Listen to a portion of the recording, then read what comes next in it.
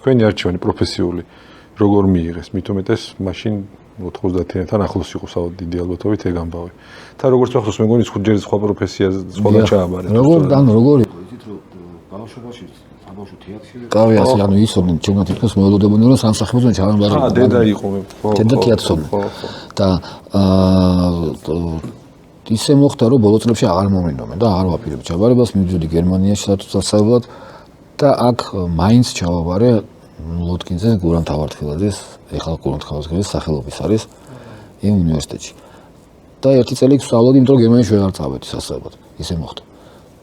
და იქიდან მერე გამოვიტანე საბუთები და ჩავაბარე თეატრალში ერთი წლის მერე.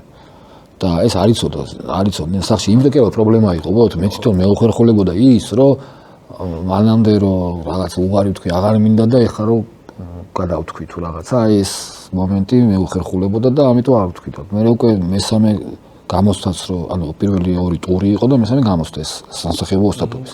და მე მეყობოდა კიდე სამი გამოცდა ქართული ისტორია და თეატროსდენობა, თეატრის ისტორია. და აი პირველი სამსახიობო გამოცდა, ანუ ორი ტურის შემდეგ გამოცდაც ჩავაბარე, მე უკვე უთხარი სახში რომ ვაბარებთ.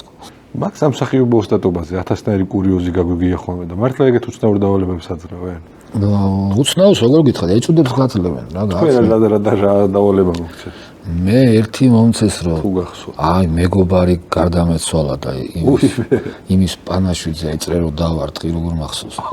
და უცებ შემოვედი ამ ოთახში და აღმოჩნდი მის ოთახში შემთხვევით რა. ამ გარდაცვლილი მეგობრის ოთახში და ვათვალიერებ მის ნივთებს. რა საინტერესოა. ძალიან მაგარია. აი ეს ეცოდი მომივიდა მე მახსოვს. კიდე მქონდა მე ხოლმე ორი ტურია და გამოსდა. ერთი მახსოვს კიდე, მესამე კი არ მახსოვს. ერთი მახსოვს კიდე რაღაცა ის ნარკოტიკი აღარ მახსოვს პლანი თუ რაღაცა ვითომ გაქო და უცებ კარებზე გაკუნიაო და აი პოლიციაო და სად გადააგდებო რომ ტუალეტში ჩარეცხო შეიძლება არ ჩაირეცხოს აი პანიკაზე რა სიზავო რა რაღაც ეს იყო. მესამე აღარ მახსოვს. ეხლა მე ის ამბავი დიდი ალბათობით მოგონილი მგონია გივი ბერიკაშვილს კითხეს, გივი ბერიკაშვილს აწერენ. სპილო გვაჩვენებთ რაღაცა ჯიბები ამოლატრიალაო და აბა ხორთობის მაგრამ ხონ რაღაც უცნაურ დავლებებს იძლევია ხოლმე. ხონ ახლა ეტიუდია და სახიობითი ხომ უნდა გააკეთო.